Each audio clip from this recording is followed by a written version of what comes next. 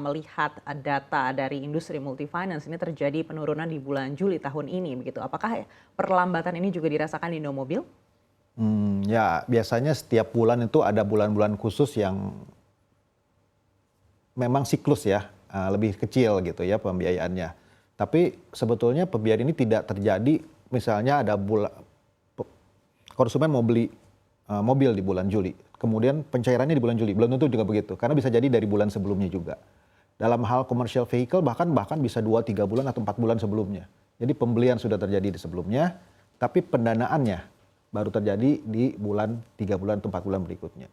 Karena apa? Karena kalau truk kita bicara ya, perlu bodinya, perlu karoseri. Nah ini butuh waktu, sehingga pencairannya adalah di bulan berikutnya. Nah, pada saat tadi disampaikan yang bulan Juli, bisa jadi terjadi di bulan sebelumnya atau bulan sesudahnya, bisa jadi lebih tinggi, karena itu tadi menunggu pencairannya yang terjadi. Baik, tapi seperti apa performa di Indomobil selama semester 1 tahun ini? Apakah terlihat ada kenaikan yang signifikan atau masih stagnan atau justru melemah? Data kami menyebutkan bahwa peningkatannya mencapai double digit. Baik, dan apakah juga ada target yang lebih tinggi lagi hingga akhir tahun 2023? Karena seperti yang Bapak katakan sebenarnya ketika era suku bunga tinggi seperti saat ini permintaannya masih cukup banyak. Kami sih mau mempertahankan tetap ya bahwa pertumbuhan double digit adalah target minimal yang harus kami dapatkan gitu. Jadi kita akan jalankan di semester 2 ini seperti tadi, ditambah dengan program Olimpiade yang saya sebutkan sebelumnya. Baik, dan masih ada sisa 4 bulan lagi. Bulan apa yang diharapkan oleh Indomobil atau mungkin bisa menjadi suatu momentum dan mendatangkan permintaan yang cukup banyak? Saya rasa September ini, Oktober, November adalah yang harus kita kejar ya. Karena nanti bulan Desember mungkin waktu kerja juga mungkin cukup singkat. Karena mungkin kalau minggu keempat orang udah mulai berlibur juga. Jadi rasanya kita harus maksimalkan bulan Oktober, November ini. Baik, untuk produk sendiri di kendaraan bermotor mungkin ada sub-sub segmen yang menjadi target Indomobil di sepanjang tahun ini? Ya, pertumbuhan yang paling signifikan terjadi di pembiayaan Indomobil Finance adalah di commercial vehicle, yaitu permintaan atas kendaraan niaga, khususnya truk. Jadi memang sejak pandemi kemarin 2020 kan turun drastis ya. 2021, 22, 23 ini orang yang mau berusaha dan perlu kendaraan niaga adalah merupakan minat yang paling besar. Nah, dan tentunya mereka membeli unit tersebut dengan cara kredit, dibantu oleh perbankan ataupun multi finance.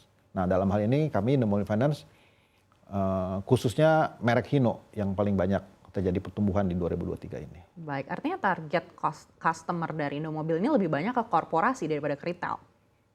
Kalau kita bicara pembiayaan komersial, nah kendaraan niaga, ya kebanyakan adalah korporasi. Tapi kalau kita bicaranya motor, mobil, itu adalah kebanyakan personal atau detail.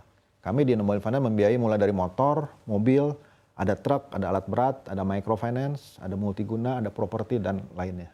Baik, bagaimana dengan EV? Kita tahu pemerintah ini semakin giat juga memperlihatkan niatnya untuk mendukung sustainable dan juga meminta industri keuangan ini untuk terus mendukung begitu. Lalu apa yang bisa dilakukan Indomobil?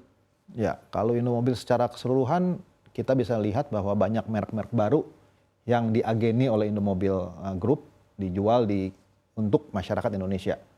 Jadi ada beberapa merek baru. Nah, tentunya kami sebagai Indomobil Finance, sebagai perusahaan pembiayaannya, kami siap untuk mendukung pembiayaan terhadap konsumen yang akan membeli mobil EV tersebut. Baik, tapi permintaannya untuk EV sendiri apakah juga sudah cukup signifikan? Karena kalau kita lihat secara infrastruktur ini kan juga pemerintah masih terus mencoba untuk membangun infrastrukturnya begitu. Dan sebelumnya juga banyak yang multi finance mengatakan kalau sistemnya ini juga belum jelas dan baterainya cukup mahal gitu. Jadi cukup memberikan risiko juga untuk multi finance. Ya, rasanya akan bertumbuh secara bertahap dan kita melihat pertumbuhannya baik sekali nih. Growth percentage-nya gitu ya. Jadi ke depan sih dalam mungkin 10-20 tahun ke depan EV akan kita lihat di mana-mana gitu. Sekarang memang dalam tahap awal sehingga memang diperlukan waktu ya untuk sampai ke sana. Baik, apakah secara persentase ini sudah bisa terefleksi dari permintaan mobil-mobil EV dari masyarakat ini?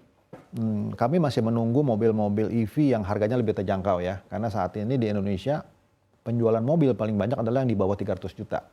Nah sekarang kita tunggu mobil-mobil EV yang harganya di mungkin 300-400 juta, di mana masyarakat akan lebih mampu untuk membeli mobil-mobil tersebut. Baik, apa yang menjadi tantangan utama atau kendala mungkin dalam penjualan mobil-mobil EV ini di tahun ini?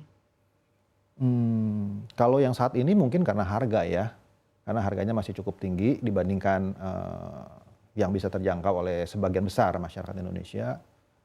Kemudian berikutnya mungkin infrastruktur. Walaupun sebetulnya EV tersebut bisa di-charge di rumah pada malam hari ya, di mana tarif listriknya pun lebih murah kalau malam hari.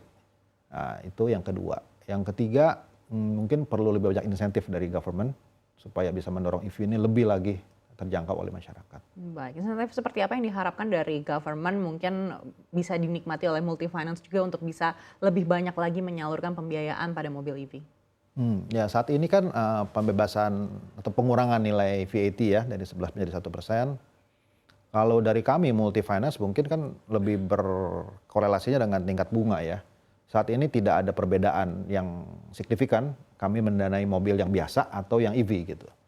Jadi mungkin kedepannya bisa saja terjadi ada fasilitas khusus di mana cost of fund-nya mungkin lebih kecil bila kami membiayai EV gitu. Nah ini yang kita masih bicarakan dengan berbagai kreditur atau perbankan dan financial institution lainnya. Baik, tadi Bapak sampaikan yang paling banyak di Indomobil ini adalah kendaraan niaga untuk pembiayaannya begitu. Dan sektornya sendiri, apakah ada sektor tertentu yang spesifik membutuhkan kendaraan niaga ini? Sektornya beragam, mulai dari pertambangan, perkebunan, infrastruktur, ada juga FMCG, jadi cukup beragam. Baik, bagaimana dengan sektor pariwisata? Apakah juga membutuhkan kendaraan niaga ini?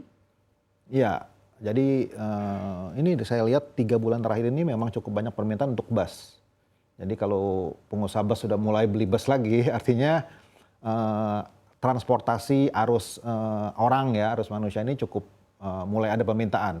Sehingga mereka setelah mengerem ya selama pandemi kemarin mungkin 2-3 tahun, sekarang dirasa sudah ada permintaan lagi, jadi mereka mulai beli lagi dan mereka mengajukan pembiayaan.